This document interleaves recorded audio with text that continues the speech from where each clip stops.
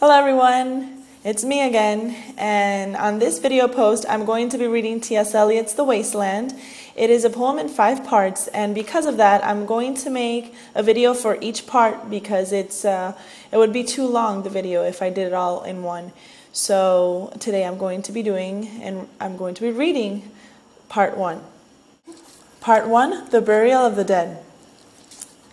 April is the cruelest month, breeding lilacs out of the dead land, mixing memory and desire, stirring dull roots with spring rain.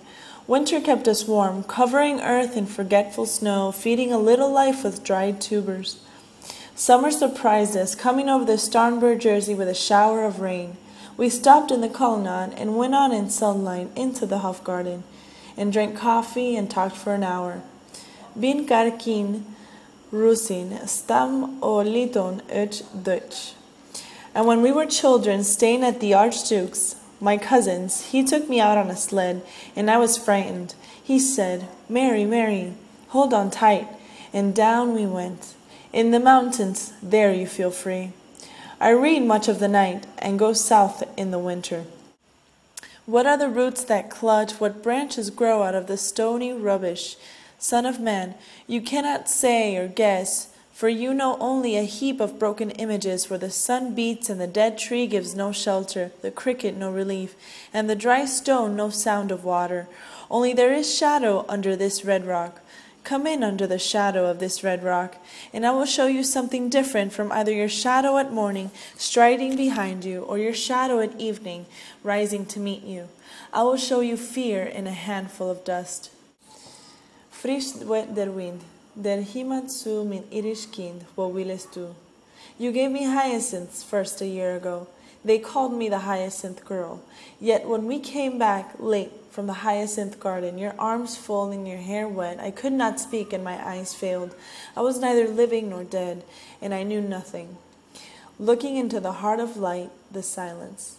Od un lir das mir. Madame Sosostris, famous clairvoyant, had a bad cold. Nevertheless, is known to be the wisest woman in Europe, with a wicked pack of cards.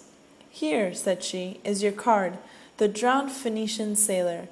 Those are pearls that were his eyes. Look! Here is Belladonna, the lady of the rocks, the lady of situations. Here is the man with 3 staves, and here the wheel, and here is the one-eyed merchant, and this card, which is blank, is something he carries on his back, which I am forbidden to see. I do not find the hangman, fear death by water. I see crowds of people walking round in a ring. Thank you. If you see dear Mrs. Equitone, tell her I bring the horoscope myself. One must be so careful these days." Unreal city. Under the brown fog of a winter dawn, a crowd flowed over London Bridge, so many, I had not thought death had undone so many.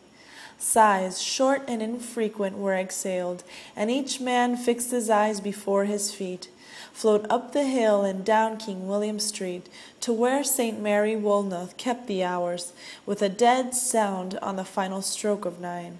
There I saw one I knew, and stopped him, crying, "Stetson, you who were with me in the ships at Malay, that corpse you planted last year in your garden, has it begun to sprout?